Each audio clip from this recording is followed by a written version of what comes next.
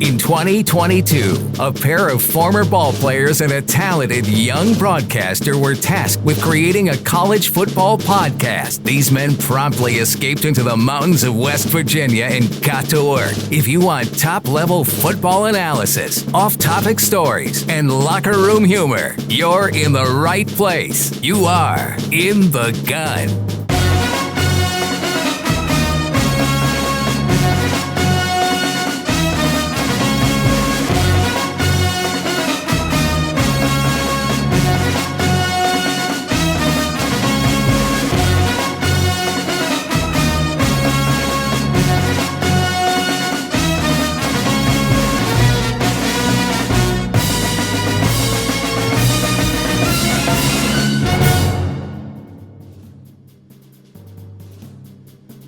In the Gun, episode 23. It's time for an Iowa State preview here on your new favorite WVU football podcast. Wesley Uhler with the best teammates in the business, the runaway beer truck, Owen Schmitt, number 35 in your programs, but number 1 in your hearts. And, of course, the signal caller, Jed Drenning.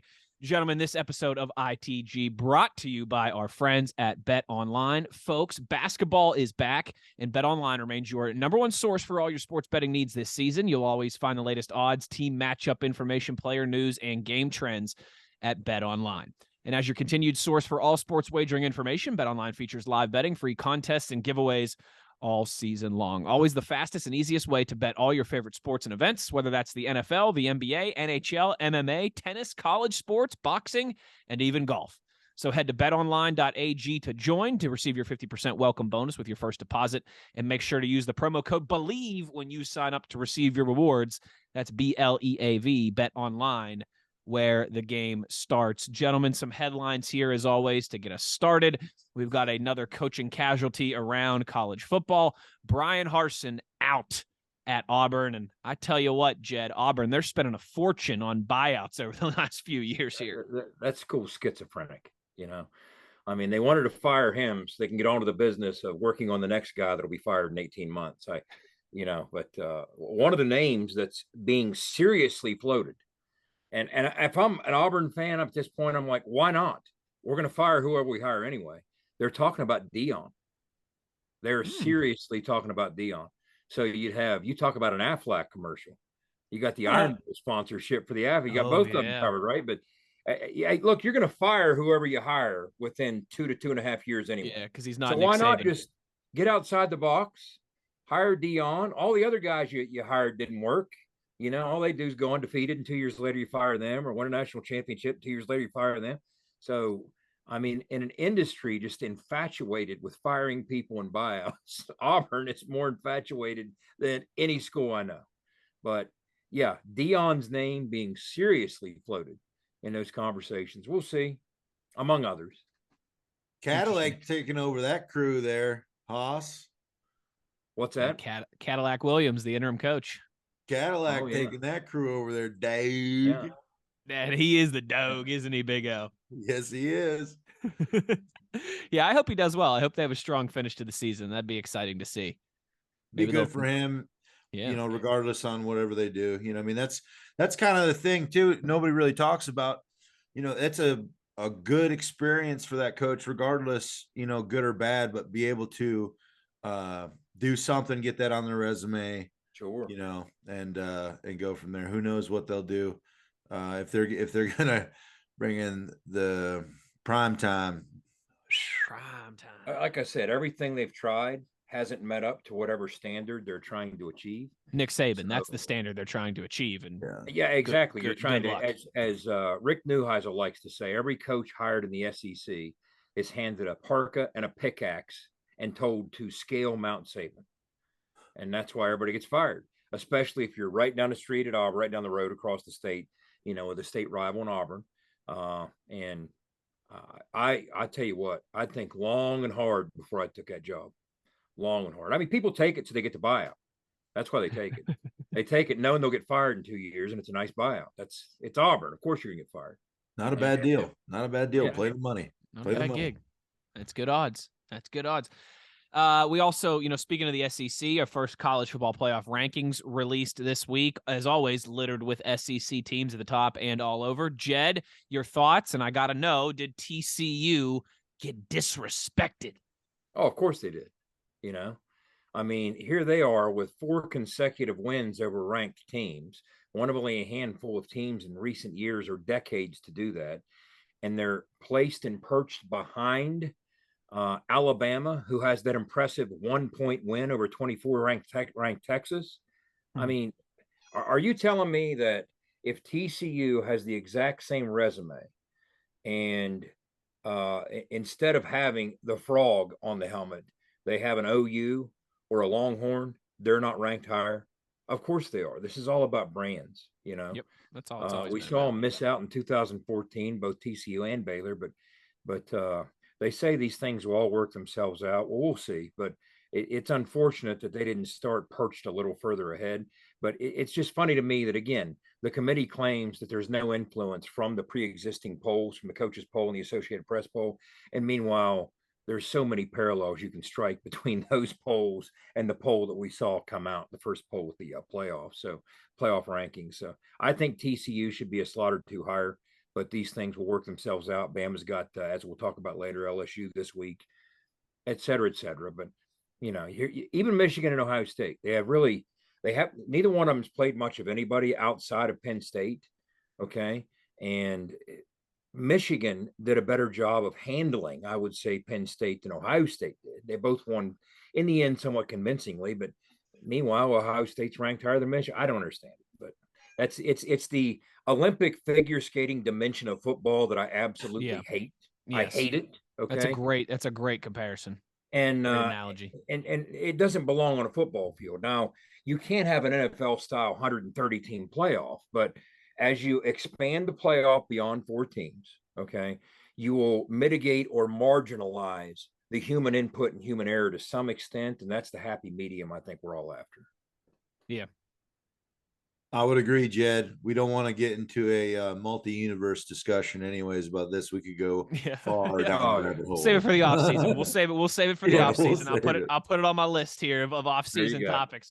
I'm with you. I think we all agree that the playoff needs expanded. To what point? That's a different discussion. I don't think any of us want it to be the NCAA tournament for, basketball with 60 some teams or anything like that. That's just not realistic. But it'll obviously be an ever evolving product. Speaking of NCAA tournament and basketball, final headline here quickly. ESPN reporting today that our new commissioner in the Big 12, Brett Yormark, is having conversations and meetings with the brass at the University of Gonzaga out there on the West Coast about potentially joining the Big 12. Now, this one was a head scratcher for me at first because Gonzaga hasn't played football since the 1940s. And we all know that conference realignment, as the Big East proved, which was clearly the best basketball conference in the world. And the tournament at the Garden was a huge deal. That wasn't enough to save the Big East because, as we all know, it's all about football. Football is what moves the needle and has much more of the almighty dollar attached. But when Brett talks about making the Big 12 a national brand and talks about the Big 12 having cachet, hey, adding one of the biggest basketball brands I don't think is a horrible idea. But I did find it funny, guys. I had to go back and look this up. Gonzaga has not had a football program again since 1941. Mm-hmm. But we did play them one time in the history of football, and that was December 25th, Christmas Day, 1922. Oh, what a great year it was. WVU beat Gonzaga in San Diego, California on Christmas Day. 21-13 was the final score. So maybe if they get back in the Big 12, they'll reinstate that football program. They'll come to Morgantown looking for some revenge 100 years later. And guys, you talk about a luxurious bowl trip, Owen. They took a train. How would you like to take a train? What is that like? I've taken trains before. When I was playing in Philly, we took a train to DC. Yep. But that's like a short trip. Okay. Right. A train trip across in 1922, a train trip in 1922 to California would probably have been close to they left a before settler crossing the U.S. They left at Thanksgiving. It reminds me of that old joke about the country dad and the country boy. And the country boy, I live in Davis, so the country boy was joining the army. Well, his dad drove him into the train station and dropped him off. And he said, "Son, how long are you going to be?" And he said, "Dad, they're telling me I'll be 3 years and I'll be back." And he said, "Well, I'll just wait here. Ain't no sense making this trip twice." Anyway, moving on. Hold on real quick before we move on. I got to know, how in the bleep did you know that WVU traveled by train to San Diego to play that game? I would imagine years ago, 100 John years ago. Antonic, if I had to guess. It probably involved a conversation with John Antonic.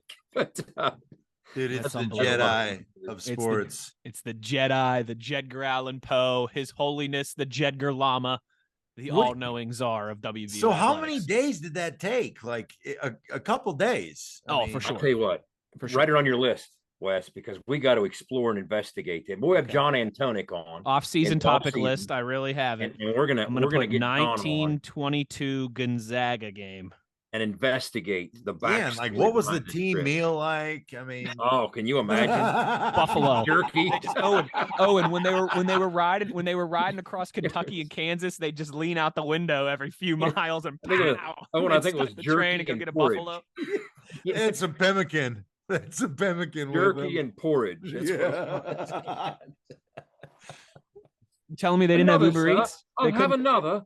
They couldn't just They couldn't Grubhub something to the train. They didn't have Uber Eats back then. I guess. Okay. I mean, listen, train travel was luxurious back in the day. So I'm just wondering, like, are they in the dining car? Like, you haven't read the same books I've read. If you think that, I mean, every other train was running off a bridge and killing people. They playing poker and craps in the back of the train. Shane, I got a $5 buy-in, Shane. Yeah, Owen thinks they're on the Orient Express here. Yeah, they were on the big one, man, and they were having a grand old times. Old times. Yeah, everybody had the stick cigar, and Shane. Stick cigarette. I say here. Yeah. Dude, Claire, I gotta get home and take care of my cattle.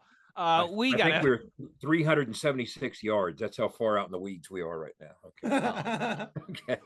We are in the left field bleachers, but we'll wrangle it back in here. We're gonna take a break. When we come back, our only friend of the show so far to this point in ITG history, WVU video insider Sean Mariner, will join us on the other side. It's the Iowa State preview. We'll have more predictions and projections and all that good stuff that you expect here on your new favorite WVU football podcast. Our buddy Sean Mariner on the other side. You are in the gun.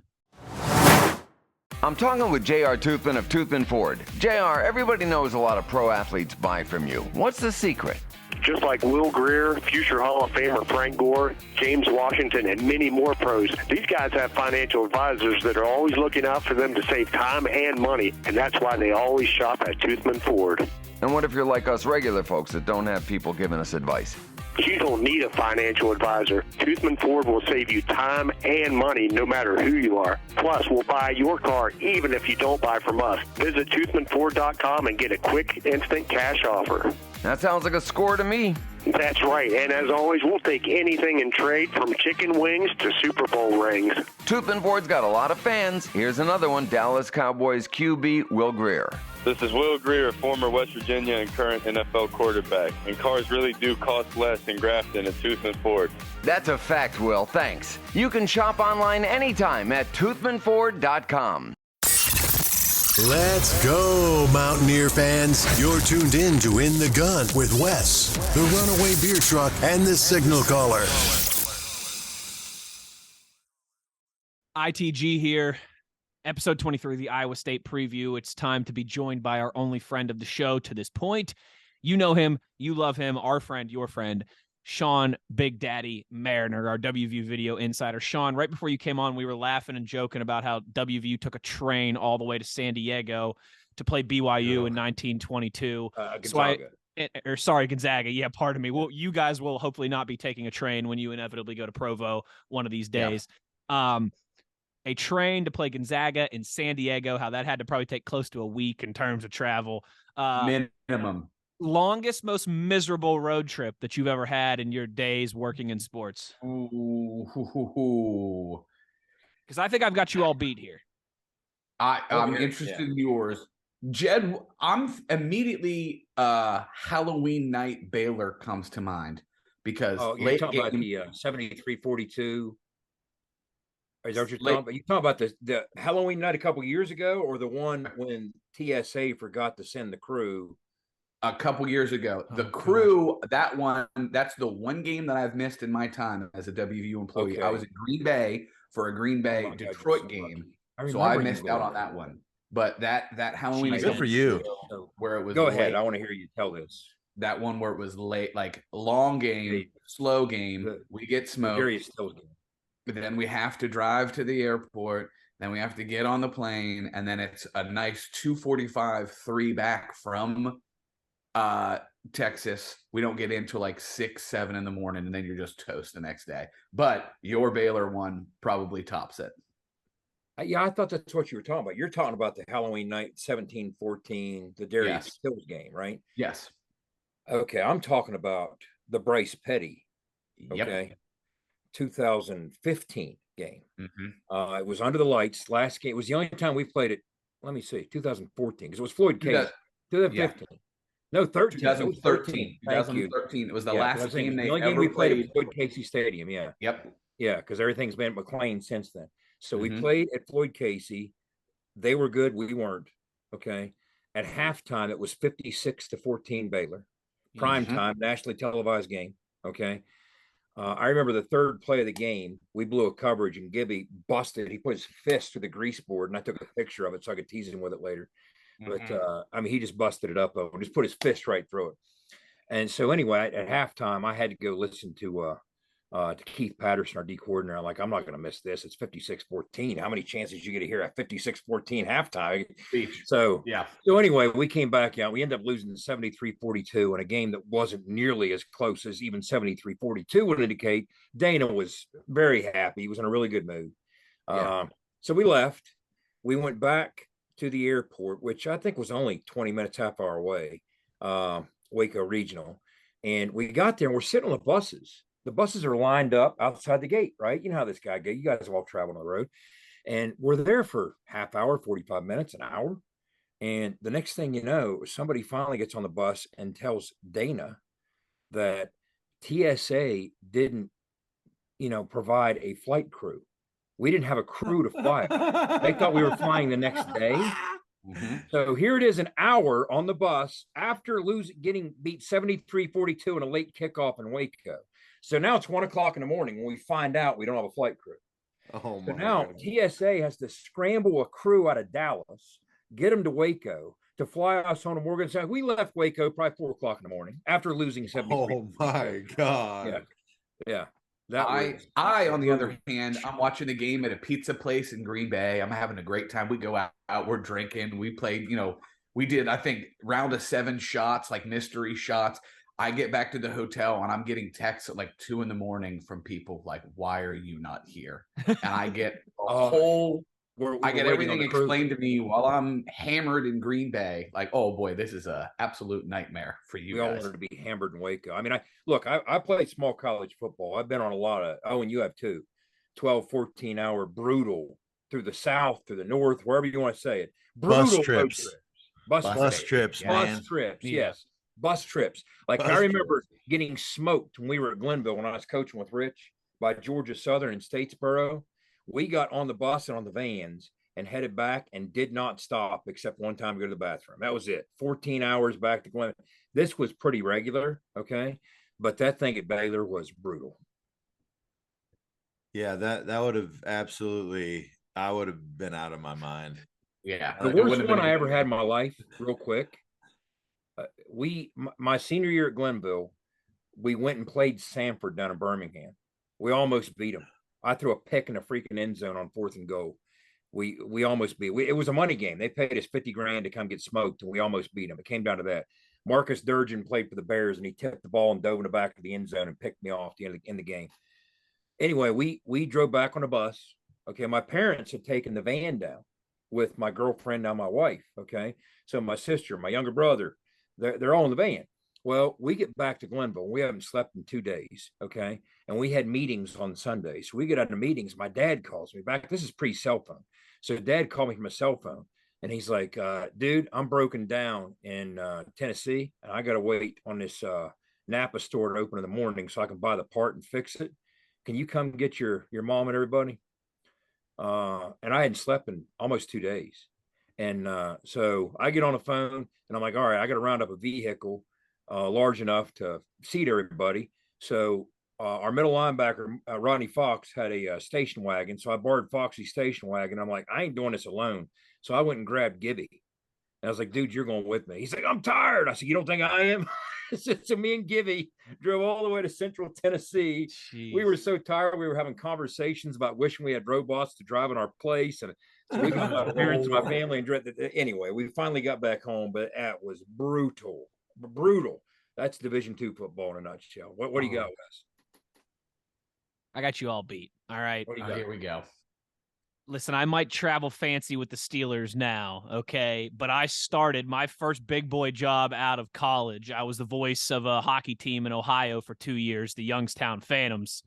And we had a lot of long bus trips, 10 hours, 12 hours, 16 hours. We played teams in South Dakota, in Iowa, in Nebraska. I mean, all over the place. You name it.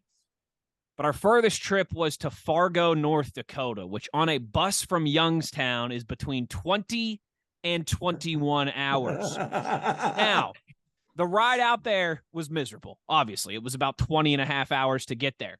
We got swept. We played 2 games, Friday, Saturday night in Fargo against the Fargo Force, and we lost them both. So not only did we have to get back on the bus for another 21-hour trip back home, but it was the middle of February. It was North Dakota, and the weather was miserable, and we got stuck for 3 hours on like the North Dakota Turnpike without being able to move. Now, all of this as well, too, we had a really nice sleeper bus, right? Because, again, we make long trips all the time in minor league hockey. We had a bus that had like 30 bunk beds on it, basically. So you could actually lie down and get somewhat of a sleep. Bus broke down before this Fargo trip. So it was 27 dudes on one coach bus. Yeah. Oh, For 24 hours driving back from Fargo, North Dakota. Oh, yeah. And my wife's grandfather passed away while I was on the bus. Oh my God. So not only did we have Yeah. 27 dudes on a coach bus for 24 hours because we got caught in a storm we lost 2 straight games to Fargo. But I've got to like console my wife while I'm on the bus as well too, because her grandfather just passed away. Not just dudes. Worst either. trip ever. Hockey bros. Hockey bros. Yeah. Hockey bros. Maybe the only bros that are more greasy than football bros. Hockey bros are another breed, man. That's brutal. That is brutal. It was terrible. Weren't there for the I wasn't either, but the legendary Rutgers trip when everybody thought Rick Trickett was going to get arrested and go to TSA prison because they were stuck on the tarmac for like 6 hours. You weren't. I think this was before you. This wasn't me. I've been very fortunate to have nothing as bad as Wes. Honestly, nothing as bad as Wes. 24 friggin' hours on a coach bus.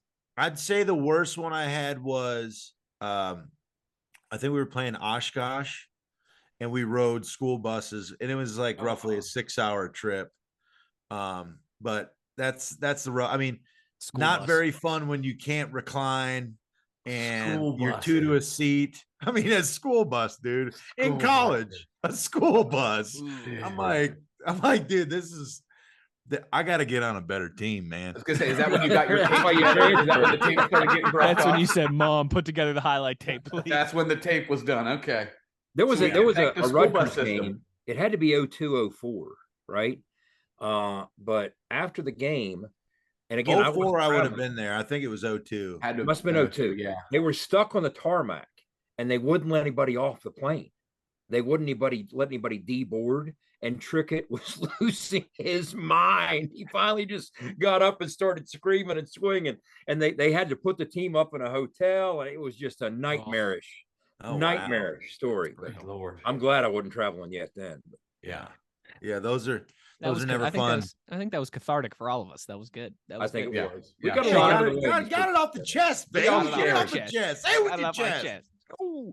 Sean, before we let you go, I need to know the Ames food scene. I need to know the Iowa State press box food scene. Talk to me, Goose.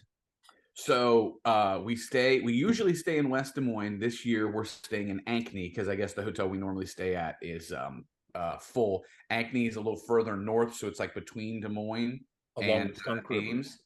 So decent looking spots in Ankeny. Fong's Pizza, big time. Look it up. Been on Food Network a bunch. Your fat buddy's going to have a good time. Iowa State, this is the one, and I know Jed's blessed everybody with the knowledge. Obviously, our stadium is based on their stadium. Yep. But our press box supersedes their press box. They haven't done much work on the box itself. They focused on like all the suites and everything. So the food is hit or miss. Very, very hit or miss. Your fat buddy hasn't been up there in a couple years because I keep it locker room level and I just pillage the snacks from the nutrition gals. Wouldn't you describe it as a poor man's West Virginia media level food situation? Yes, very much so. Like you can even tell that everything about Jack Trice Stadium, you can tell it inspired Mountaineer Field. Mm-hmm. It's just ours is a larger, better, more contemporary, modernized. Oh, wait, is ours? Did we copy off of them, or did they copy off of us? We copied off them. That field's been around since the 20s. Oh, okay. Yeah. I always thought that was the other way around. Wait a minute, maybe not the 20s. Jack Trice played in the teens. I'm trying to. They started building it when WV was taking that train across the country to San Diego. It might have been. How old is Jack Trice Stadium? Wish I could. Let me see. I'll Google. Here, you give me 5. You give me 5 seconds here. I'll let you know. All right, Jack. Maybe the 50s. I'm thinking of Jack Trice playing. 1923. Really? Yeah. So there you go. That was right after he was. He was killed in a game against Minnesota, and a lot of people suggest, hey, they had it in for him and they ganged up on him and he died like a few days after being in the hospital. It was rough, but they named the stadium after him. And in 1978, 79, when we're, undergoing construction for ours, they were looking around at what specs to use or what outfit to use or what plans to use. And we modeled it after Jack Trice. And you can definitely tell, can't you, Sean? It's just Wait a second, hold on. I'm wrong here. It was 1973. 1973. Okay, it's not that old. Yeah. I'm thinking of the Jack Trice story, but it does kind of feel that old. It was 23 when Jack Trice played there. Yeah. It's shocking to consider that's only 7 years older than Mountaineer Field, isn't it? Isn't it? It seems a lot older. You can definitely tell, like they were really big. I'm interested to see if they filled it in or not. But they still very much, the first couple of years we went there was picnic seating up on the sides. Whole families came, they bring their blankets, they sit down, and you could tell that's what it was way back in the day at Mountaineer Field when they first built it. Right by where we walk out of our locker room. Where we come out. We get the visiting locker rooms now, their old home locker room. We walk out of the locker room down that hill right adjacent to what you're talking about, Sean. They hold us up at that gate and there's people right there on picnic blankets and stuff 10 feet from us, a big crowd. Like you said, back in the early days of Mountaineer Field in 80, 81, 82, when people were on the lawns and the hills. And I was my first part that gets me the most too, and that's how it was. Yeah. And Jed, I'm not sure how much you've gone up to the box, but Wes, you know this. So you're looking at Mountaineer Field from the hospital. You're looking south. You walk in, and as you go up, there are those little, the hills, right? That's where I met Big O before the Baylor game. See? Jack Trice Stadium, same exact thing. When I trudge up to the press box, I start walking up the hill, and it's almost the same exact landscaping. And I'm like, oh, I know this. I can get up this hill pretty easy. My calves know this, baby. I'm locked in. Our first trip there was the last game of 2012. It was our coldest trip there, too. And I remember at the end of the game, I got back up to the booth to grab my stuff. That's when I was still going back up after the locker room. And I remember I snuck all the way onto the roof of the facility just to take a picture. I felt like I was on the tarmac in an airport in South Dakota. It was freezing cold up there, but a heck of a view. Yeah. The craziest thing here for me too is when we went in 2018, they flip-flop sidelines. So I was like walking over to get our stuff set up, and all of a sudden it's Iowa State sideline. When Campbell got there, they changed how they enter and everything. So it was before, like if you watch the game, where Iowa State is, that was our sideline for 2012, 2014, and 2016 when we were there. Like there's a shot when Tavon caught that long pass and ran it in for the touchdown. There's me, don't even have my camera up. I was great at doing my job, just watching him in a black coat on the sideline. Sean, do you remember the why behind that? No. Okay, here's what happened. It was late in the year. It was again late November. And they had just finished the facility, the upgrades for the Bergstrom Center, which is their new facility. Okay. So they moved them out of their locker room into their new locker room. So we got their old locker room. Meanwhile, we were still on the original sidelines. Well, what happened? We were the first game that was using there to utilize, first visiting team to utilize the new locker room, which used to be theirs. So here's where the part they didn't think through. The reason I remember this is I was trying to rally Dana for the halftime interview coming off the field. What they didn't think through, the teams crossed each other because the sidelines remained where they always were, but yet the locker rooms were opposite sides, and a fight started. So Dana had to stop to break up the fight, and I'm standing there wondering if I'm going to get caught up in it. But that's the only reason I remember it. Was after that they said, "Oh, that's not a good idea. Put those guys there; they go straight to theirs. We're over here; we go straight to ours." That's why they did that. But yeah, interesting. Good point. Interesting. I forgot about the original being over there until you said that. Yeah, it's wild. Good talk, Sean. We got to get to a break here. Make sure you're checking out Sean at Big Daddy Mariner on the twitter.com. When we get back here, we'll get into some of our predictions and our projections. You are in the gun. For nearly 20 years, Fortis has been the nation's leader in providing guaranteed roof performance programs for commercial buildings.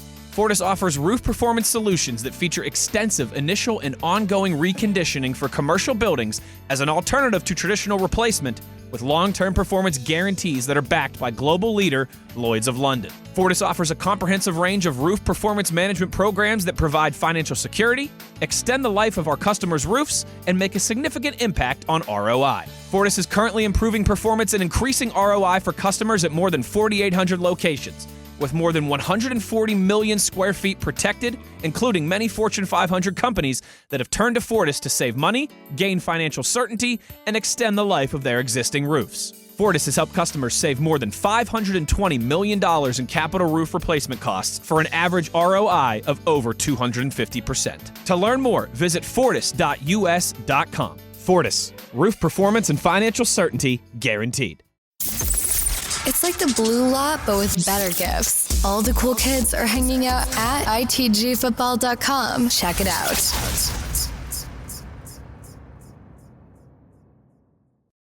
Back in the gun here. Thanks as always to our buddy Sean Mariner for joining us in the previous segment. Now is the time where we make some projections and some predictions. It's another big week across the top 25 in college football. A couple big SEC matchups. An important one in the race for the ACC Atlantic Division as well, too. Jed, we'll pull up the graphic now. What are we looking at this weekend? Huge game in Georgia. You got unbeaten number one. Now, again, we changed the poll rankings this week. When you look at these graphics, it's no longer the AP poll, the Associated Press poll. It's the CFP playoff poll or ranking. It's not a poll. So number one ranked Tennessee in the first playoff poll at number 3, Georgia. Tennessee is an underdog. Now, this is critical for a host of reasons. If Tennessee can go in there and pull an upset, I'll tell you what, they might have charted their course to the playoffs, irrespective of what would happen in that Big 12 title game. But Georgia is favored by 8-ish. So we're looking at a 37-28 projection of the Bulldogs beating the Vols. And then another SEC game, Alabama at LSU in Death Valley. Bama, heavy favorite, favored by 13. We're projecting a 35-21, somewhere in that ballpark, Bama victory. That's the projection. And then in the ACC, we got Wake Forest on the road against the Fighting Gibbies. Of course, NC State without their starting quarterback for the remainder of the season. So they're going to be struggling on the offensive side. So Gibby's going to have to work overtime and get some magic on that defense. Wake Forest is favored on the road, 3.5-point favorites, over under mid-50s. So we projected a football type score of Wake Forest winning 28-24, somewhere in that ballpark. Interesting. It's wild to me. I mean, it's not wild, but it quite often shows the disconnect between what Vegas thinks and what AP voters and college football playoff committee thinks. Because Tennessee's the number one team in the country. Georgia's an 8-point favorite. Yeah. Now, I know they're at home, but that accounts for about 3 points, 2.5, 3 points. That means that Vegas still thinks on a neutral field, Georgia is 5.5 points better than the number one team in the country. I just always find that interesting to look at. I agree. Big 12, Jed, here. It's, again, we are at that time. Now we're in November where it's really, these games start to count. And it's every Saturday feels like separation Saturday, and someone's going to keep their hopes alive and someone's going to fall behind. It's another big weekend across the conference. We'll pull up the graphic now. How are we looking? Let's start with TCU and Texas Tech. TCU might be sore over that number 7 ranking in the initial playoff poll. against Texas Tech. They're a 10-point favorite, over under right around 71. So we projected a TCU win of 41-31. Same scores in TCU and Morgantown last week. Moving on to Baylor, Oklahoma, battle of 2 5-3s. Don't look now, but Oklahoma's kind of righted the ship with Dylan Gabriel back. They're a different team. We've talked about that. Baylor, as we talked about, one of the more balanced and complete teams in the Big 12, very well coached. They go to Norman. Oklahoma favored by 3.5. Over under high 50s. We're looking at a projection of Oklahoma 31-27 over Baylor, somewhere in that ballpark. Oklahoma State and Kansas. This line's moved a little bit, kind of interesting. Oklahoma State, a 3.5-point favorite, over under high 60s. So we're looking at a 37-34 projection. The Cowboys over the Jayhawks. And then finally, a bit of a surprise, depending on who you ask, Texas on the road against Kansas State, who debuted at number 13 in the initial college football playoff ranking. Kansas State at home in Manhattan. Yet Texas is a 3-point favorite on the road. Again, Texas under Sark, one of the shortcomings or liabilities. They played well in Austin. They've yet to really play well on the road. Is this the first time they bring it and do that? So that's one of those things where Vegas is looking at something and everybody else isn't. Kansas State coming off that more than convincing 48-0 win over a top 10 Oklahoma State team. And yet they're underdogs at home. We're projecting a Texas win just based on this, a Texas win of somewhere in the ballpark of 28-24. It will be interesting. It certainly will. Those are our projections that we make every single week here on the show. We also make some predictions, and we have a score system now created by our Jedi, Jed Allan Poe, the Ayatollah of Jed. How we looking here? I mean, I haven't looked at the standings, fellas. Let's pull them up. Who's in first place? Oh, you're smiling like the butcher's dog. Throw it up. Let's look at the standings. Okay, so through week 9, again, you see the scoring system on the left. Wes out in front as he picks the defense of the week. He's hit a couple home runs. You hit at least 2 of these. You have 30 overall points. But you know what? You're good with your putting game, too. Owen's hit a couple home runs, but he's not much of a putter. So as a result, he trails you by 9, but it's good enough to be ahead of me. That's a low bar. So 30-21-18 down the stretch they come into the final month of football. Let's see how. And you got to hold them off. All right, no matter what happens here, we got to keep Jed in the basement. It's kind of a coin toss this week for me. I mean, I could have went the right way. Jed already he thinks I'm going to fail this week again. I'm done bailing you out. 2 different times you went to pick with somebody, and I was like, I wouldn't do that. And like an idiot, I changed your mind. I'm done with that. So now you're looking up at him in the studio. Jed's like, if I don't freaking beat Owen, man, he's off the show. Well, he's actually asked me if I would be all right with replacing you with Sean full time, and I said no. I said I'm not doing that to Owen. Have you hacked my laptop? I know you can't hack anything. You're like me. Otherwise, I think hacky sack maybe. All right. Well, what's Avon Coburn doing these days? Anyway, go ahead. Oh wow. We make predictions here, of course, on the tail of those standings. You know what? Why don't we say we go from last to first here in our predictions this week? So, Jed, that means you're up first. Touché. Big 12 signal caller of the week. Which quarterback will throw for the most yards in the conference? Who you got? Drum roll, please. All right. Look, I've tried using science in the past, and I've tried using statistics and numbers. I'm tossing that out the door. I'm using voodoo and black magic. Okay. Bring it up. I'm going with Hunter Deckers with Iowa State to throw for the most yards in the Big 12, because I know by choosing him, I will curse him. He won't throw for the most yards in the Big 12, and it'll help in our effort against Iowa State. So I am all in on Hunter Deckers for Iowa State. He is my pick. Football gods, did you hear me? Are you listening? Jed is picking Hunter Deckers. So by law, he's not allowed, you've already established, to throw for the most yards. So we should be in decent shape. I'll get my single or double. Hopefully that's a manageable situation that we can overcome. He'll come in 4th, 5th place, whatever it might be. And that's entirely by design. So that's my pick. Big O, the beer truck of the week. Which running back will rush for the most yards in the Big 12 conference? Who you going with this weekend? I'm saying the Deuce is going to get loose versus Texas. He owes you, I tell you. Bring me brother. I picked him before. We all know Devin Neal is dead to me. Okay, That's right. So that's one less guy I got to worry about. All right, and he's gonna.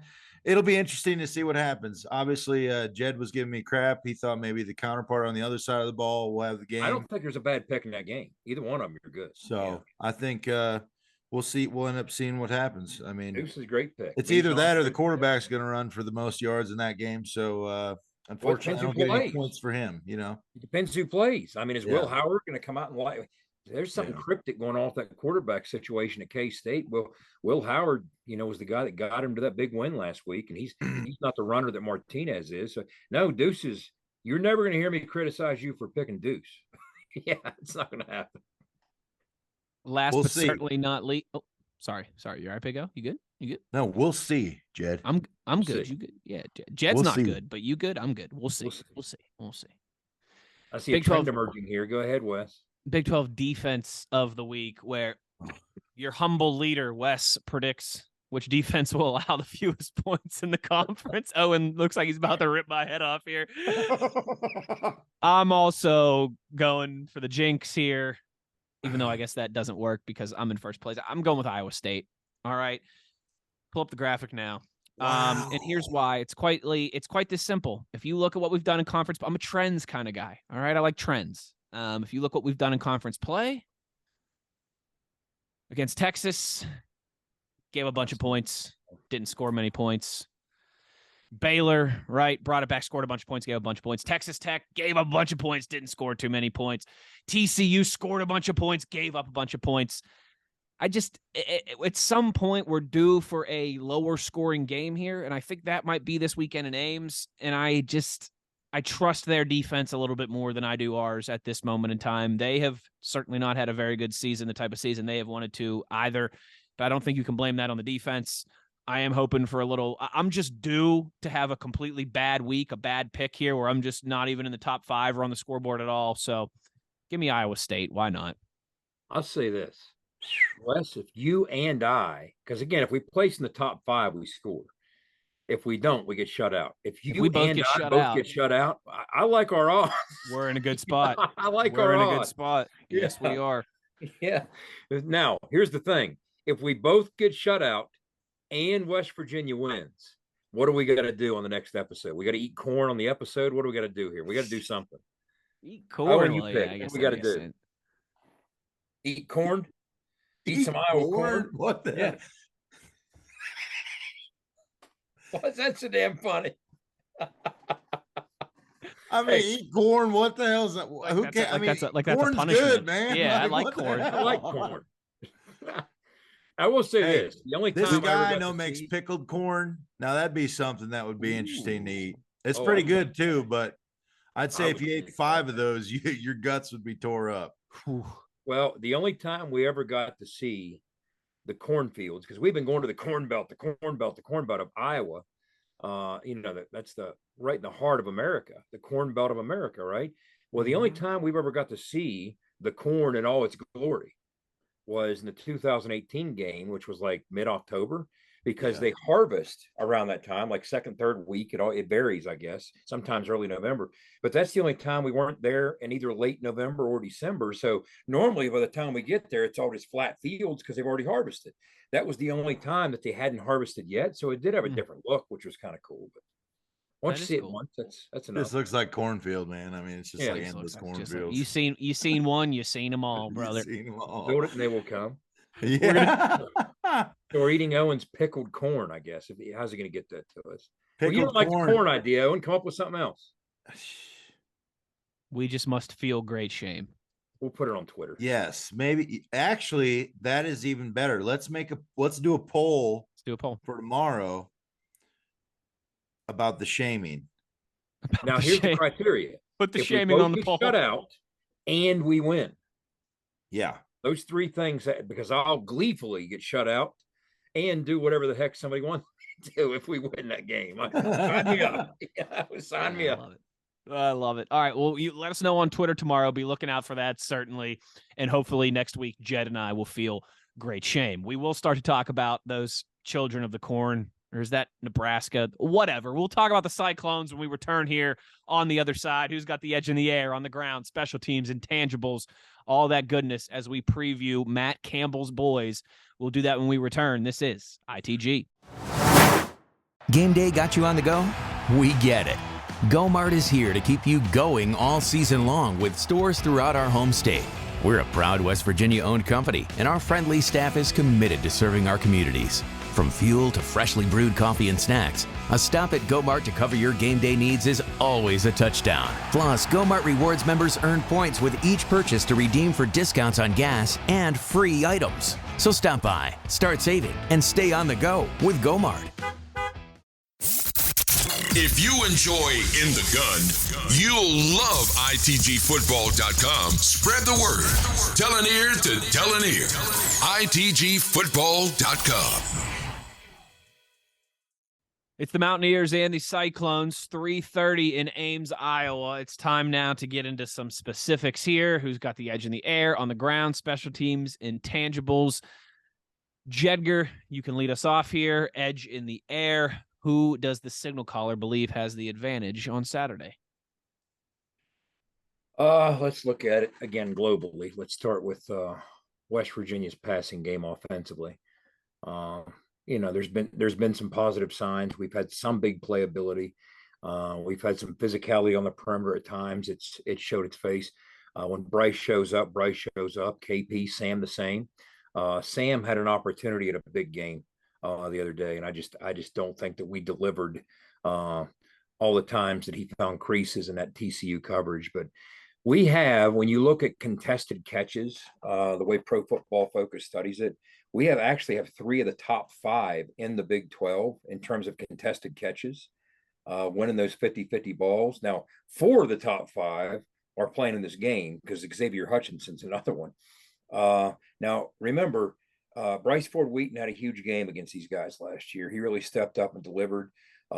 We had a lot of success with various packages that we pushed downfield to stress the back end of the creases in that zone coverage they play. They like to keep 2 high safeties always. They have the 3 safeties with the look, and they'll rotate their coverages. But we ran that. It's called a divide package. It's a divide concept. It's something that Sark used with Dante Smith with great success at Alabama, where when you take the X and the Z on opposite sides of the formation and they kind of target the pylon on the opposite corner of the end zone. And if you remember toward the end of the first quarter, when Jarrett hit Bryce with that jumping catch back in the back corner of the pylon, that was on the divide concept. So we had a lot of success with some of those downfield concepts. Now, with Graham's version of the air raid, there's some parallel concepts in there. I mean, you got the post package, the cross package. So there's different ways that we can attack it in similar fashion to what we did last year. But when you look at defensively, when you look at what Iowa State does against the pass, first of all, they're number 1 against the pass in the Big 12, allowing 180 yards per game. They were number 1 in the pass against the pass in the Big 12 last year. These guys are well coached with that system that John Heacock has. It gives you fits. They put themselves from an alignment standpoint where they can drop 8, where they can bring 4 or 5. They can give you all kind of problems. Their cornerbacks, it shows up on tape, and it's something that's echoed by Matt Campbell when you hear him talk. I've heard him multiple times this year say that, look, I think our cornerback room might be the most improved room on this football team, and he views it as one of the strengths. And Owen, there's a lot of length and size in that room. TJ Tampa is one of their corners. He's 6'2". Miles Purchase is a 5'10" kid, but he's a physical, like 192. Just a physical element to his game. And then he got a kid by the name of Darian Porter that's a 6'4" kid out there. So they got arms, they got length. So they create issues for you. Now, they're last in the Big 12 in sacks, but I wouldn't read too much into that. They're a very patient defensive football team. What they'll do is try and get you behind the sticks, and then they'll chop the front up and bring maybe a 4-man pressure and try and force you to take away the ability for those downfield concepts on third down. But that's one of the things that they have going for them. Now, the most pass yards they've allowed in a game all year, they've been the model of consistency. The most they've allowed is 257 to Baylor. So they've held every opponent under 260 yards through the air, which is in today's game, that's wildly impressive. What they do is they have a deep alignment on their back end, but then they have a very aggressive downhill posture in which they can either hit their run fits or roll to various coverages. So when you look at it that way, let's jump to the Iowa State offense's passing game. Hunter Decker, I think they've almost asked too much of this kid this year. We'll get into the fact they don't have much of a running game to speak of, but he's produced in a very one-dimensional system, and in part because he has some talented guys in the perimeter around him. He's thrown for almost 270 a game, which is good enough for number 3 in the league. But he's also put the football in harm's way quite a bit. His 10 interceptions are the most in the Big 12. Xavier Hutchinson, he is the alpha. He is the stud. I mean, he leads the country in catches. It's not an accident. He already has 77 grabs. A year ago, he had 83. He's as advertised. He's a matchup problem. He really is. And if you look at it from a targeting standpoint, when you study them on tape, who do they go to when they're not going to Xavier Hutchinson? When they're not going to X, it's typically their slot, a kid by the name of Jalen Knoll. He's a kid that's been very productive as well. He has over 40 catches, 400 some odd yards, almost 60 targets. The biggest difference I see fundamentally, not just in their passing game, but their offense at large. Okay, guys, you want a stat to think about? Last year, their tight ends, I mean, when you look at those big athletic kids, Charlie Kohler was 6'6", Chase Allen was 6'7". Their offensive coordinator, Tom Manning, these guys, it's very incestuous, their staff. These guys all have Mount Union connections, right? I mean, it even goes to, you just faced him, Nick Sirianni, right? He's a Mount Union guy, the head coach of the Eagles. Well, when Nick Sirianni was the O coordinator with the Colts in Indianapolis, Tom Manning actually took a year off, went out and coached the tight ends, learned some pretty cool tight end concepts and packages, and then returned to Ames and assumed once again his role as O coordinator. Here's the stat to think about. A year ago, with that big and talented and physical tight end room, their tight ends had 96 catches. This year, that room has 21. That's the biggest difference I see in that room, okay?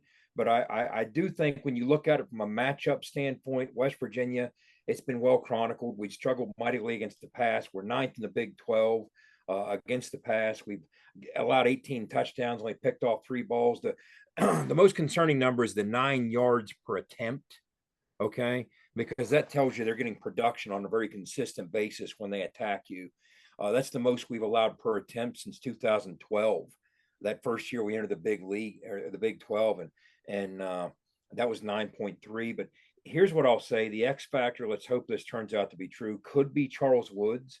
What I liked was Charles' first time out in the Texas Tech game, he was very limited. His first taste since the Pitt game on the field, he only had 17 snaps. But last week against TCU, he was out there for 56 snaps. So he's starting to find his wheelhouse again, right? And I'm very intrigued to see, he puts us in position from a coverage and strategy standpoint to do some different things. Not only man up a little more, but you can even rotate your coverage away from Charles. So I want to see Charles against Xavier Hutchinson. I think that's going to be worth the price of admission. And then it becomes a function. He'll win some, he'll lose some, but then it becomes a function of how creative can we get to corral Jalen Knoll, in the slot. But to me, that's what's interesting. But I have to give the edge to Iowa State. Too much depends for them on the passing game.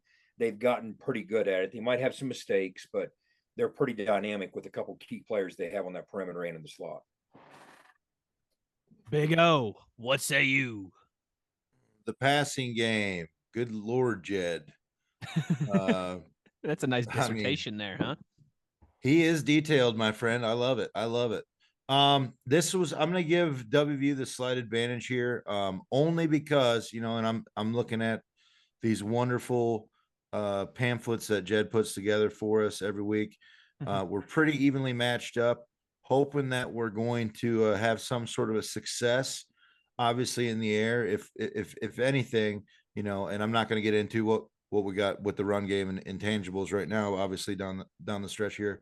But I think we need to catch the ball this week, right? We got to eliminate the drops, and we have to be able to give him a little bit of time back there, which is tough. These guys are stingy defense, man. I mean, I mean, you're looking at this stat sheet Jed sent us. I mean, they're basically one across the board here. So it's going to be tough sledding. We got to give them some time, and we got to get open, right? We got our playmakers on the outside have to create the space this week, right? And the challenge for them is get open and let's catch some footballs. Let's move the ball down the field. We're going to struggle in the run game, obviously, because of just the depth right now. But I'm going to give them the advantage versus Iowa State. I'm going to go slight advantage to WVU here as well, too. I know the numbers point more so, I think, to an advantage for Iowa State. But you watch them play. I think you're right, Jed. They're asking Hunter Dekkers to do a lot, and he's had moments, but they just, man, they really struggle to score points. They do. And, Xavier Hutchinson is legit. I mean, he's going to be a 1,000-yard receiver this year. I believe he's over 800 yards already. He averages like something close to 11 yards per reception. He's big time. He's good. But I think what Owen said, I think we've got a little bit better options on the perimeter. As you mentioned, Jed, Iowa State, a big part of their offense when they were having success under Brock Purdy was using the middle of the field with those tight ends. That hasn't been there this year. Charles Woods, I'm hoping that this is kind of his now third game back, and hopefully he's off that pitch count, or at least not on as extreme of a pitch count, and he's able to be that X factor, as you mentioned. I will go slight edge here, but to the Mountaineers. Let me throw a cherry on top. I went with Iowa State in the passing game. Let me put a cherry on top of you guys going with West Virginia. Again, it points to the struggles. You've asked Hunter Dekkers to replace a generational player in Brock Purdy, okay? And we'll get into a minute. They also had to replace a generational player in Breece Hall. And with those tight ends, people forgot how much those tight ends meant to this offense. It's almost like losing Pat and Steve and Anthony back if he was on the same team, right? I mean, that's kind of in the annals of that program. That's what you're looking at. And the drop-off has been very stark and very obvious just within league play. If you look at their numbers in league play last year, they averaged 453 yards a game against Big 12 competition last year, which was first in the league. This year, they're only averaging 343, which is last in the league. But once again, remember that big game that Bryce had against them last year, over 100 yards, those scoring strikes. There's some opportunities because they're so aggressive in their run fits. There are some opportunities in the traditional play action game, to some extent the RPO game, but also in the traditional, which we don't talk as much about play action because the RPO is such a mainstream part of what everybody does now. But I mean, old school play action, when you study them on tape, that was somewhat Oklahoma did as well and had some success. You'll find some creases just because they over pursue with those run fits, some backside opportunities off traditional play action. So there's some creative ways that you can make hay with them through the air. Edge on the ground. Jed, I know you alluded to this a little bit earlier. They have had some failure to launch as it relates to their ground game this season. I look at it, though, and I think, man, WVU, CJ, we obviously all know is out for the season now. Tony Mathis going to be a game time decision, but he certainly is not near 100%. Is it as simple as Iowa State gets the edge here just due to Mountaineer attrition, or you got something else for us? I got something else. I picked Iowa State in the run game. I'm going to go with Iowa State in the passing game. I'm going to go with West Virginia in the run game. You talked about the struggles. I can anticipate that. I just think they're going to struggle more. I could kind of walk you through it. When you look at what they do offensively, okay, they're very one-dimensional in the pass game. They've tried to run the football. They just haven't had some success in doing so. Part of it is the loss of, once again, Breece Hall. For years they've had the Breece Halls and the David Montgomerys. They don't have that right now. That difference maker that they're handing the rock to. Their struggle is almost becoming historic in what they've struggled to do in the run game. When you look, for instance, in 5 league games, they're averaging 62 rushing yards and 2.3 yards per carry. Now, we all remember the historic struggles of West Virginia's running game in 2019. I mean, I remember in 2019, our inability to run the football was so incredible. We were looking up numbers that we hadn't talked about since the 60s and early 70s, okay? That running game that we had in 2019 against Big 12 competition was more productive than this run game Iowa State has. They're averaging 62 yards a game and 2.3 a carry. That wretched run game we had 19 against Big 12 competition, 71 yards a game and 2.6 a carry. So I just want to lend some perspective. That's how ugly this is on the ground. Who is dead last in the Big 12 against the run? WVU? Oklahoma. No, we're 7th. Okay. Yeah, we're close. Oklahoma, it's not as close as you think. Oklahoma is a distant 10th. Okay. They're allowing 183 yards a game. You know why they're not allowing more than 183 yards a game? Because last week they held Iowa State to 66. They haven't stopped anybody. That's the only team they held under 160 yards, and they held them to 66. Everybody's running Oklahoma except Iowa State. Okay. Now, jumping to the other side, I think that people are conflating our defensive struggles with the run game as well, and that's just not been accurate. We've kind of held serve against the run. I mean, we've been consistently solid against the run, not spectacular, really since Neil got here in 2019. If you look at 2019, we gave up 159 yards per game on the ground. In 2020, 132. Last year, 139. This year, 133. Right in that same general wheelhouse. So the run game isn't what we've been afflicted with, stopping the run, okay? The issue has been stopping the pass, stopping the play action game, being disciplined on the back end with communication and things on down the line. We had our moments in the second half last week, and we gave ourselves a chance to come back and win that football game defensively. Up until that touchdown that they threw with a handful of seconds left on that freeze play, we'd held them held that offense to 2 field goals for the entire second half. That's winning football. So we need to get back to some of that. Now, part of that was we found some combinations with man coverage and blitz packages. Can we roll that out against these guys? But if you look at what we're going to do offensively, first, we don't know the status. It's too early in the week to tell. We're filming on Wednesday. This drops Thursday, of exactly what will play out with Tony Mathis. Okay. As you touched on, Wes, we know that CJ's out. All right. So now you got to tap yourself further down the line and say, okay, we don't know what the situation is really with the rest of the room outside of Jalen Anderson, right? Yeah, I mean, Justin Johnson's banged up too. Justin Johnson's banged up. Well, Jalen Anderson, when you look at the depth on that room, he's the one kid right now that I would imagine is in practice getting a lot of reps, more reps than he's gotten quite some time, right? So one of the things to consider is, I remember when we signed Jalen Anderson.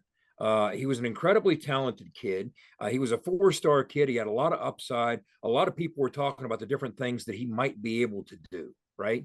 And I want to see some of that now. He was a guy that when he was at Perry High School in Ohio, he has tremendous ball skills. They set him out wide. They'd actually throw fades to him down on the goal line.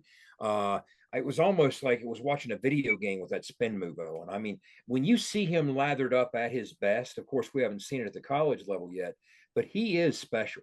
Okay. He's had ball security issues that kind of put him in the doghouse for a while, but he does have a special skill set. Now, the last time that I remember marching into Ames, Iowa, with this type of issue in that running back room from a depth standpoint, you know where I'm going with this, Wes? Do you remember how banged up we were in 2016? Oh, I was thinking 2018. Martell Pettaway's red shirt off. That's right. Last game, it was second to last game of the year. We had to yank Martell Pettaway's red shirt off him because that's how thin we got. He responded with 30 carries for 181 yards and was a central part of why we won that football game. Now, again, we don't know what's going on with Tony, but might we expect a premium effort out of a very talented young player that hasn't had this type of marquee opportunity to show that yet in Jalen Anderson? We'll find out. Maybe a couple wrinkles with Garrett Green as that package expands. Okay. We want to get the ball in his hands. You heard Graham talk about it this week. He's a talented playmaker. We want the ball in the hands of talented playmakers. And then finally, when you look at what they do defensively, Iowa State, you've heard so much said about, look, they present a soft box. It might look like a 3, 4, 5-man box, but that's very deceiving. That's fool's gold because they can have as many as 9 defenders with run fits and be triggered as soon as the ball snapped and the ball goes into the basket. Here they come, 9 run fits, and they're going to outnumber you. They got that middle safety who's kind of their robber safety. Typically, they got one on-block defender. I think one of the measures you can take, this has become very in vogue to do against these odd stack teams.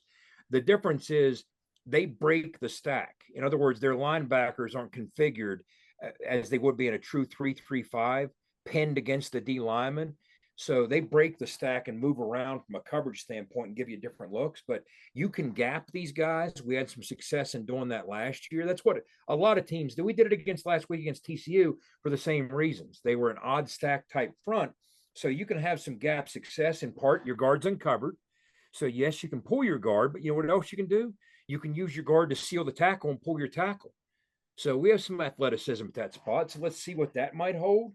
So you have some opportunities to attack them in the run game, whether they trigger or not. The difference would be last week we talked about TCU trying to funnel everything to that safety in the alley.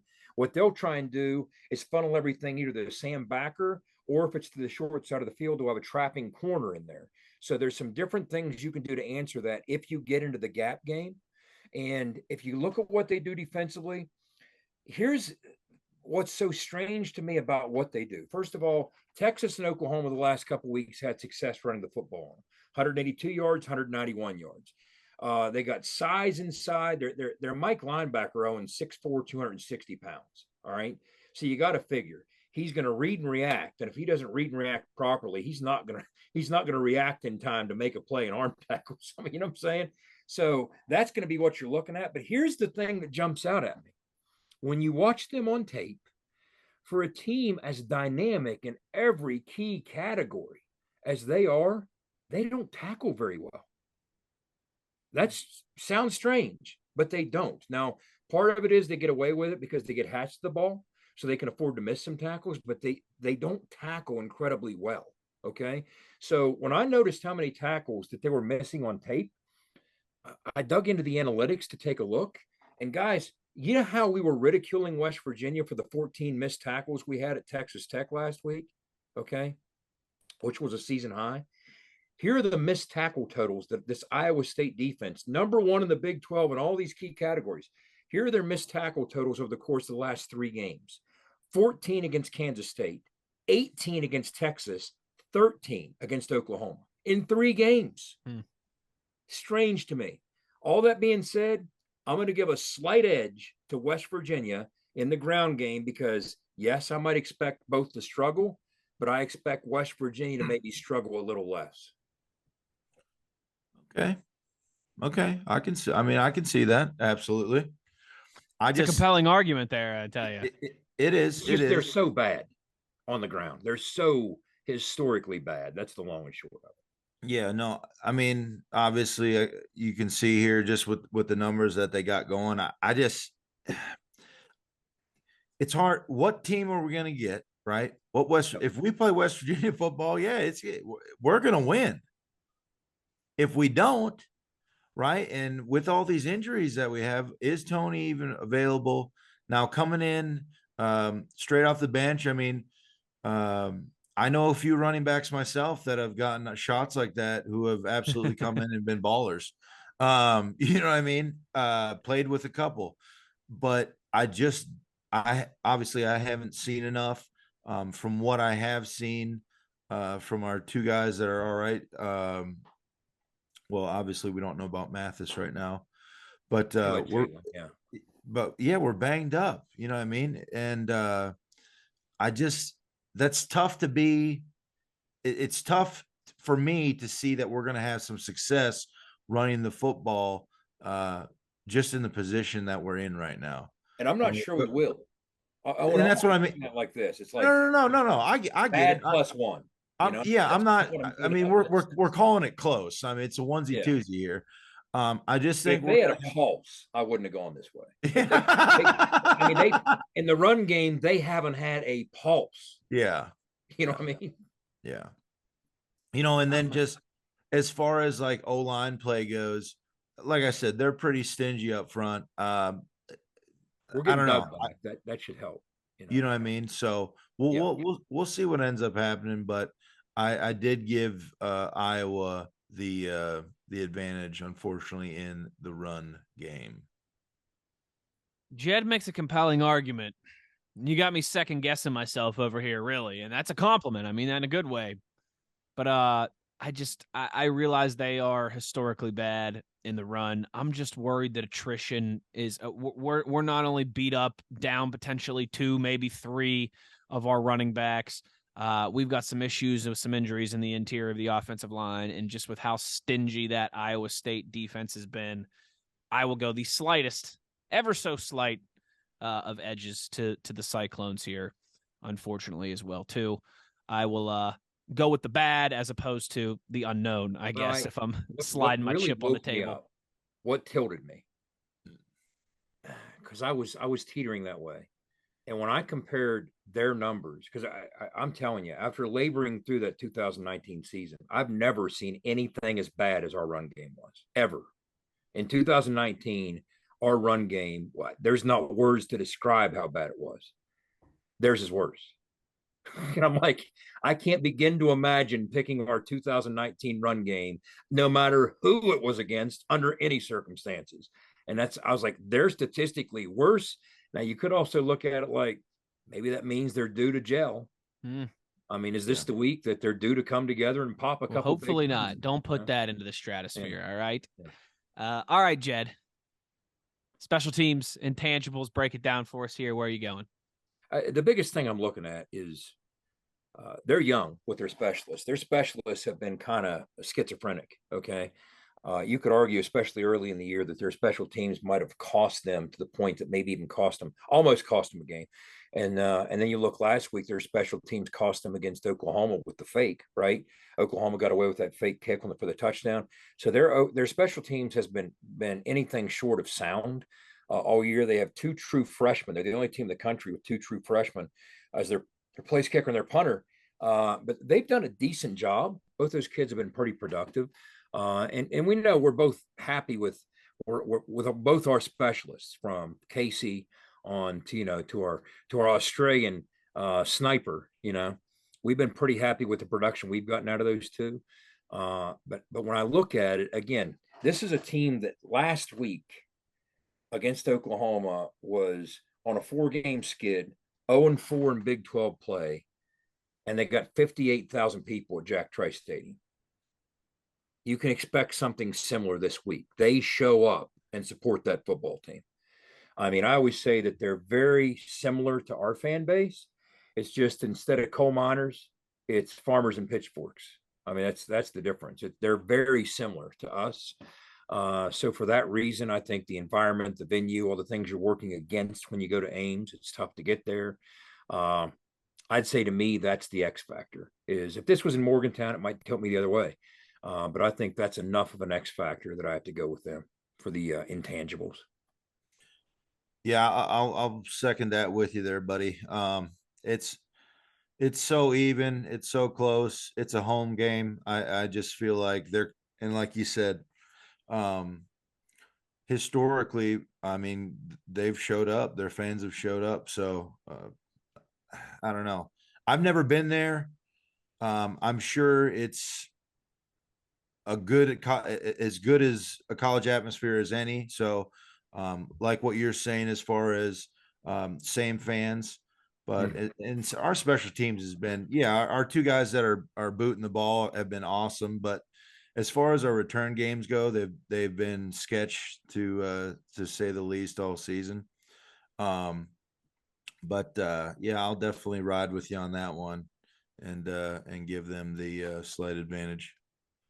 Yeah, we'll make it a clean sweep. We'll all agree on this one. I agree with everything you guys have said. If this game was in Morgantown, I'd probably be leaning the other way, but it's not. It's in Ames, Iowa.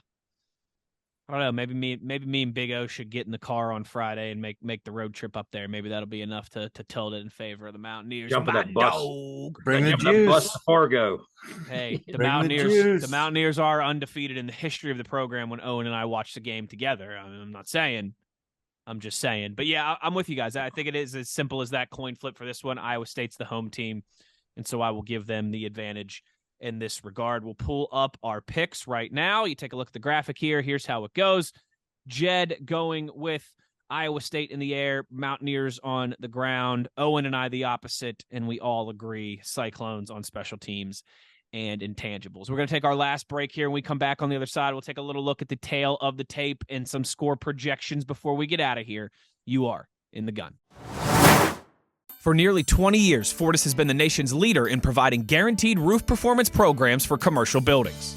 Fortis offers roof performance solutions that feature extensive initial and ongoing reconditioning for commercial buildings as an alternative to traditional replacement, with long-term performance guarantees that are backed by global leader Lloyd's of London. Fortis offers a comprehensive range of roof performance management programs that provide financial security, extend the life of our customers' roofs, and make a significant impact on ROI. Fortis is currently improving performance and increasing ROI for customers at more than 4,800 locations, with more than 140 million square feet protected, including many Fortune 500 companies that have turned to Fortis to save money, gain financial certainty, and extend the life of their existing roofs. Fortis has helped customers save more than $520 million in capital roof replacement costs for an average ROI of over 250%. To learn more, visit fortis.us.com. Fortis, roof performance and financial certainty guaranteed. Final segment here of episode 23, our Iowa State preview as we get you ready for Mountaineers and Cyclones, 3:30 on Saturday up at Jack Trice Stadium in Ames, Iowa. Last year, I've referenced this a couple times on the history of the podcast. I think it was arguably our most fun, our most satisfying win last year. I know getting the Black Diamond Trophy back for the first time in a long time was obviously a big one. But this was one of those games last year where nobody thought we had a chance to win, felt like the season was slipping away. Really good Iowa State team, ranked team coming to town, and you win a thrilling contest. Jed, I remember the Breece Hall fumble at the goal line. I remember the last incompletion from Brock Purdy.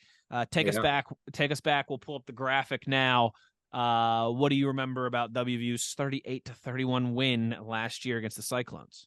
There was a ton of action in this game. That's the biggest thing that stands out to me. And it had a crazy start.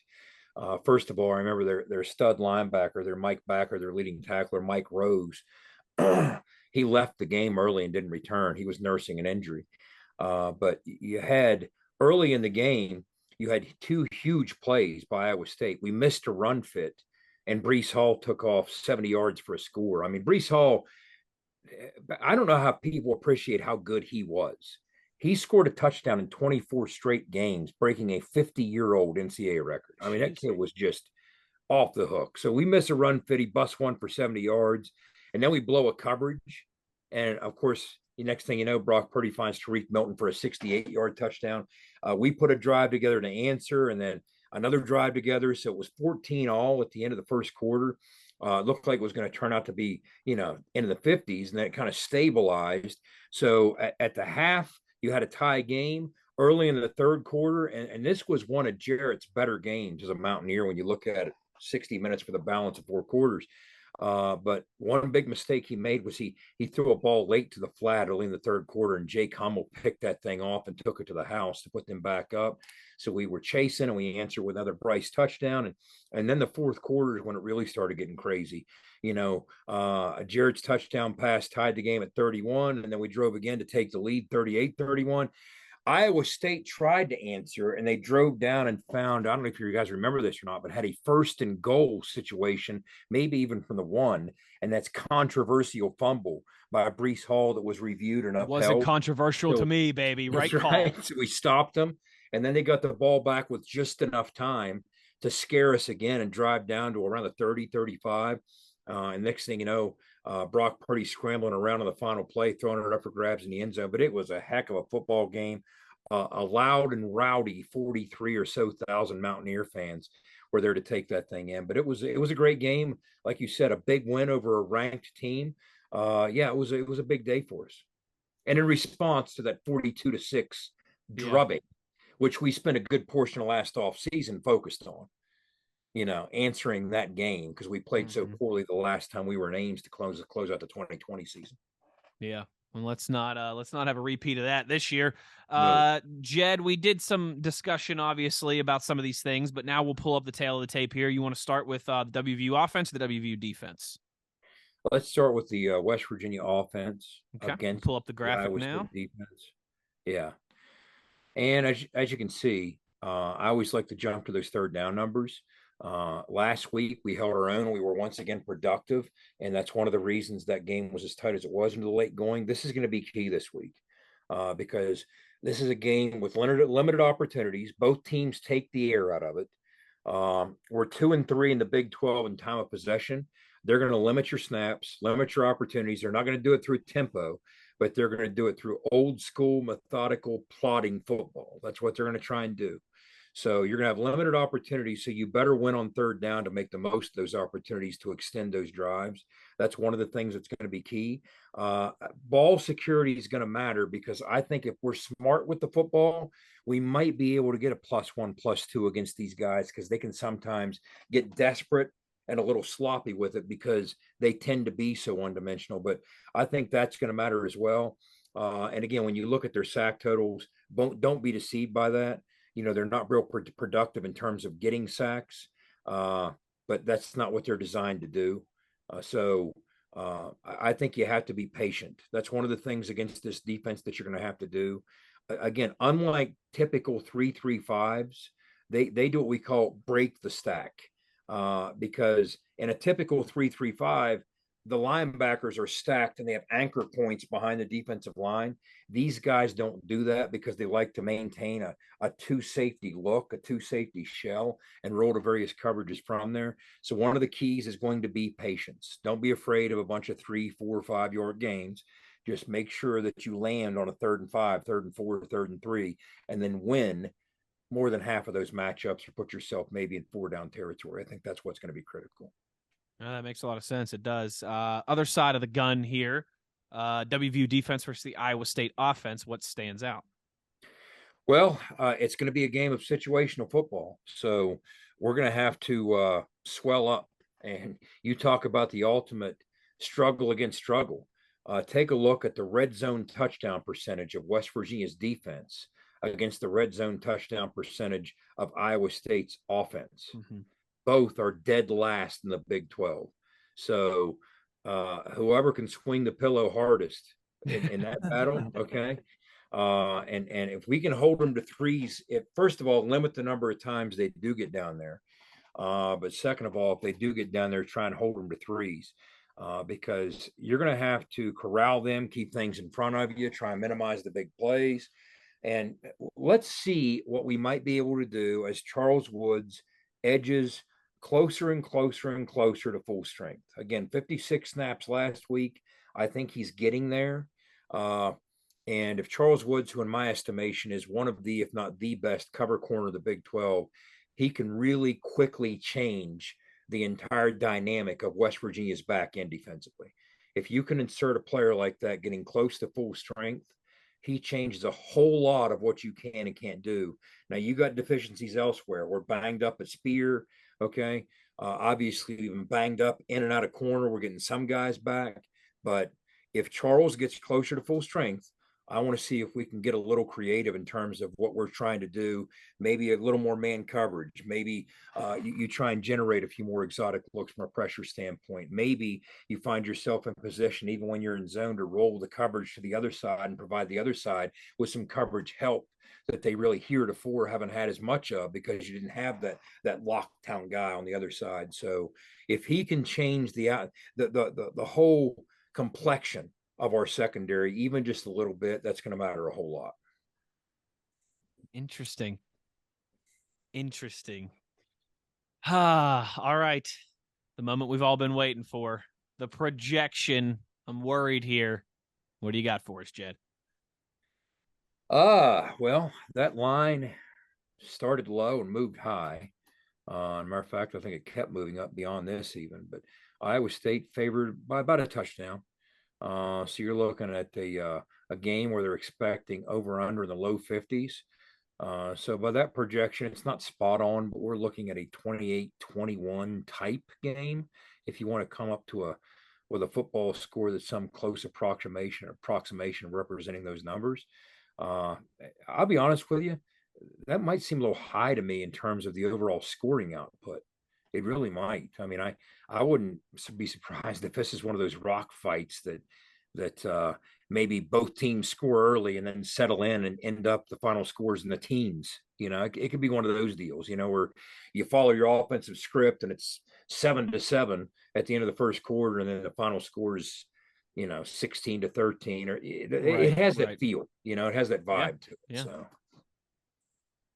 all right, there it is, your Cyclones preview. One more time, big thanks, big shout out as always to our friends at BetOnline for presenting this episode of ITG. Make sure you're checking out betonline.ag for all of your betting needs. Final word, Big O, my dog. Let's go Ears. Show up, man. Just show up. Try to play the brand of football that we've wanted you to play all year. Eliminate those minute mistakes, right? And make plays. Simple as. I love it. Now let's go get it done. Thanks, everybody, to listening for this edition of ITG. Thanks to our buddy Sean Mariner for joining us earlier in the program. We will be back next week with a full breakdown of whatever happens on Saturday. Win or lose, we'll be here with you to get through it. Make sure you're locking in with all of our social media channels, Twitter, Facebook, Instagram, at In the Gun Podcast. That's also where you can find us on YouTube. If you want to see all of our beautiful mugs, make sure you're checking out itgfootball.com for all of your merchandise needs as well, too. And as always, the one thing we ask of you is to be an ear and tell an ear about your new favorite WVU football podcast. As we, sounds crazy, but only 4 more games left in this season. It's been a wild couple months here on our inaugural season of ITG, and we're excited to keep it rolling here for you guys as the final month of this year plays out. For Jed Drenning, the signal caller, and Owen Schmitt, the runaway beer truck, I'm Wesley Uhler. Thanks for listening, everybody. We'll talk to you next week. Go Mountaineers. You've been in the gun.